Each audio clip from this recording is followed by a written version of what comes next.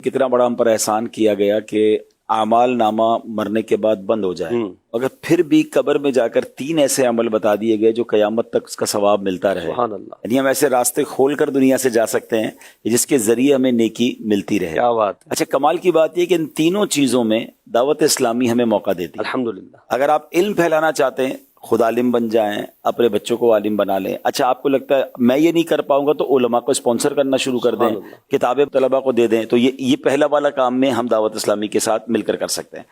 दूसरा काम जो है सदका जारिया। सुभान अल्लाह, मस्जिदें बन रही हैं, कुएं खुद रहे हैं, यतीम खाने बन रहे हैं, दरख्त लग रहे हैं। तो बहुत सारे जो हदीसों में सदका जारिया वाले काम बयान हुए, हम किसी भी एक काम में अपने दावत इस्लामी के साथ ही बन जाएं।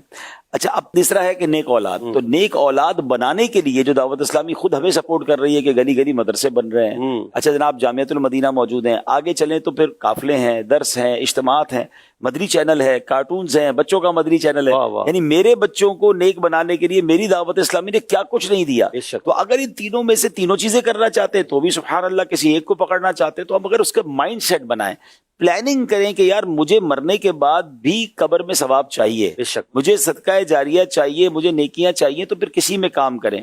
अच्छा, अब सवाल एक और लॉजिकली बात कर दूं, तीनों में से सबसे आसान क्या है? भाई 3 काम है ना, और तीनों में से नेकियां मिलेंगी। तो मेरे नजदीक सबसे आसान काम सदका जारिया है, वो मैं अपने हाथ से कर सकता हूँ। नेक औलाद बनाकर चला भी गया तो वो नेक औलाद भी मेरे मरने के बाद कितने साल जिएगी?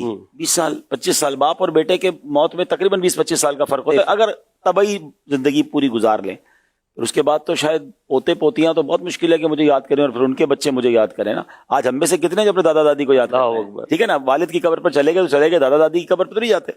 तो फिर कब्र में तो हो सकता है सैकड़ों साल रहना पड़े। अल्लाह, तो फिर कोई ऐसा काम अपने हाथ से क्यों ना कर लें? नेक औलाद जरूर बनानी है, इल्म दीन जरूर फैलाना है, मगर सदका जारिया आप आज से शुरू कर सकते हैं। तो अपनी अपनी हैसियत के मुताबिक, ऐसा नहीं कि जरा पूरी मस्जिद बनाएंगे तो ही क़यामत तक सवाब मिलेगा। आप किसी मस्जिद में तामीर हो रही है, हिस्सा मिला लें, सही, आप अपने हाथ से एक दरख्त लगा दें, ठीक है ना। तो कोई सदका जारिया वाला काम हमें जरूर करना चाहिए। अल्लाह पाक हमें ऐसे अमाल नसीब फरमाए कि हमें मरने के बाद क़यामत तक कब्र में सवाब दे। तो माशाअल्लाह।